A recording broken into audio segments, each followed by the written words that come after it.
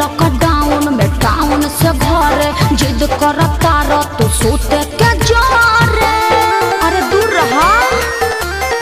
Lockdown में town से घरे जिद करता रह तू सोते के जोरे। तो ठीक है कैला बाकी सुत जा भर पेट खा के। तो ठीक है कैला बाकी सुत जा भर पेट खा के। अरे बुझला जानी चुम्मा दे दा का जानी चुम्मा दे दा काहे मुँह में सैनिटाइजर लगा के। जानी चुम्मा दे दा मुँह में सैनिटाइजर लगा के। ओहो अरे दूर रहो।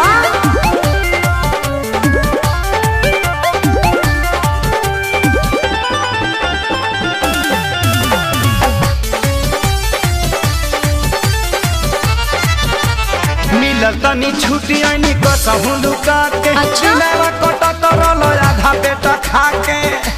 का बताई अच्छा कुछ दिन ना दूर हमसे रह पिया। देहिया पाया के जनी ढह पिया। पता बा हमारा काहे खातिर आइल बड़ो गुत्ता के। पता बा हमारा काहे खातिर आइल बड़ो गुत्ता के।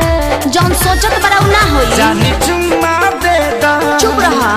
जानी चुम्मा दे दा ना मनवा सैनिटाइजर लगा के।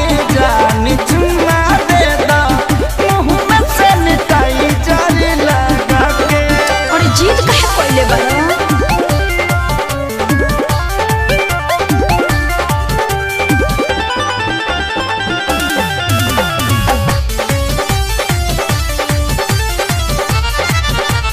जानी सारा कार जबी राखी स्कूल में 14 दिन रहे के पड़ी नियम और रूल में। हाँ तो घरहू में रूले में रह के पड़ी। मन बना बात तो खेसारी पछतैब। अपने तो जैब संगे घर भर ले जैब।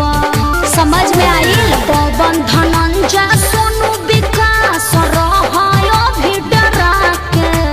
पवन धनंजय सोनू विकास रहायो भी डरा एगो चुमे के बात बना ना भगवा। जानी चुम्मा दे दा फेर उहे बात। धनी चुम्मा दे दा मुँह में सैनिटाइजर लगा के। जानी चुम्मा दे दा मुँह में सैनिटाइजर लगा के।